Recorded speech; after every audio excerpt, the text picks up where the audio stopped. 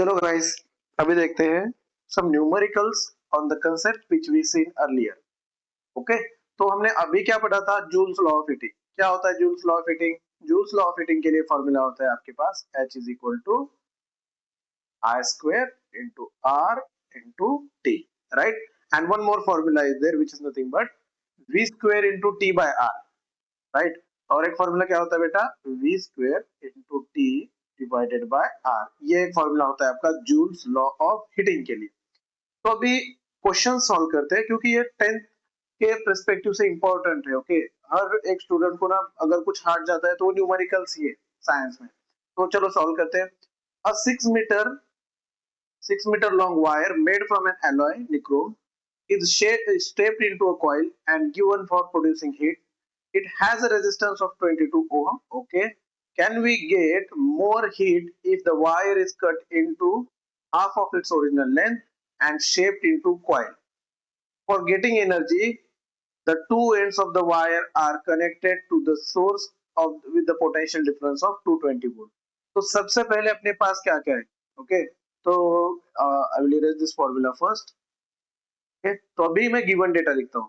सबसे पहले given data में देख लो मेरे पास क्या है? रेजिस्टेंस। रेजिस्टेंस कितने ओम का है? 22 ओम, राइट? तो अगर आप देखोगे तो रेजिस्टेंस जो होता है आपका directly proportional to the resistance जो होता है आपका डायरेक्टली प्रोपोर्शनल टू लेंथ होता है। तो यहाँ पे क्या बात करी है इन्होंने? Can we get more heat if wire is cut into half of its original length. तो अगर पहले वायर का लेंथ 1 मीटर था तो वो कट करके हाफ हाफ मीटर में कर दिया। तो हमें कैलकुलेट क्या करना है? हमें कैलकुलेट करना है पावर, राइट? यहाँ पे अगर for getting energy the two ends of the wires are connected to the same, यहाँ पे पोटेंशियल डिफरेंस आपका सेम है तो हमें कैलकुलेट करना है पावर। तो पावर के लिए फॉर्मूला अभी याद रखना, दो फॉर्मूलाज होता है। एक होता है आपका P is equal to V into I, okay, and दूसरा फॉर्मूला होता है V square upon R। Okay, तो as per the need we can use. अगर यहाँ पे देख लो, अब इस क्वेश्चन में अगर आप देखोगे तो यहाँ पे they haven't talk about the electric current, correct? अगर उन्होंने इलेक्ट्रिक करंट के बारे में बात ही नहीं किया है तो मैं ये फॉर्मूला यूज करूंगा ही नहीं, फर्स्ट वन। तो I will use second one, क्योंकि यहाँ पे वोल्टेज भी है which is nothing but the potential difference given है मेरे पास 220 एंड रेजिस्टेंस भी है 22 ओम।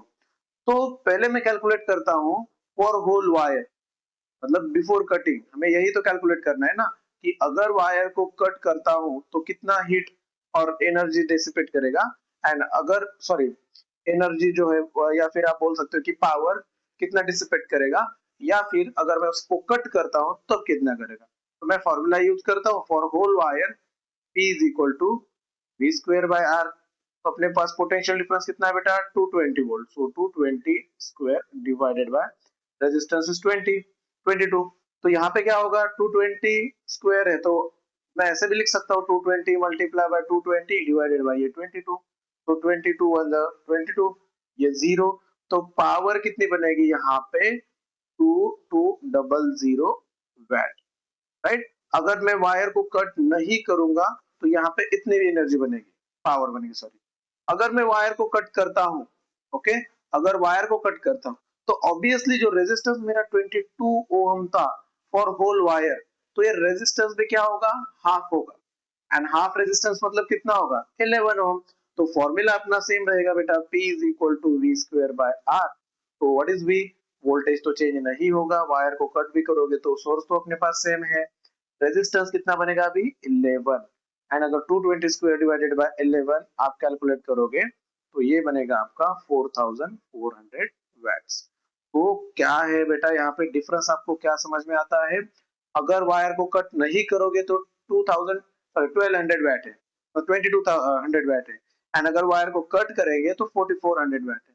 It means that more heat will be obtain after cutting the wire into half. मतलब अगर वायर का लेंथ ज्यादा है तो वो कम हीट को कम हीट को डिसिपेट करेगा। अगर उसका जो लेंथ है अगर मैं कट करता हूं तो वो जो है वो ज्यादा हीट डिसिपेट करेगा। ओके, तो यहाँ पे हमने कौन सा फॉर्मूला यूज किया था बेटा? P is equal to V into I. अभी अपने पास और एक सॉल्व एग्जांपल है आपकी सेम टेक्स्ट बुक में, एग्जांपल 3। ओके ये आपका सॉल्व एग्जांपल है from the Maharashtra board text book. तो यहाँ पे क्या है बेटा कि सेम टाइप का क्वेश्चन है, बस हमने अर्लियर मैंने बताया आपको पावर का फॉर्मूला क्या होता है, एक तो है आपका v इंटू आई एंड दूसरा है आपका v स्क्वायर अपॉन आर। तो अगर आपको वोल्टेज एंड करंट गिवन है then you can use this formula, अगर वोल्टेज एंड रेजिस्टेंस गिवन है तो आप ये सेकंड वाला फॉर्मूला यूज कर लो। तो अगर आप ये क्वेश्चन ठीक से पढ़ोगे तो सेम टाइप का क्वेश्चन है, बस यहाँ पे जो फॉर्मूला यूज किया है P is equal to V into I, correct. यहाँ पे देख लो यहाँ पर भी same formula, to calculate the resistance same formula. Okay तो ये आप सॉल्व कर लेना या फिर मैं आपको अभी समझाता हूँ। An electrical ion uses a power of 1100 watt, okay, when set to a higher temperature, okay, if set to lower temperature it uses 330 watt power.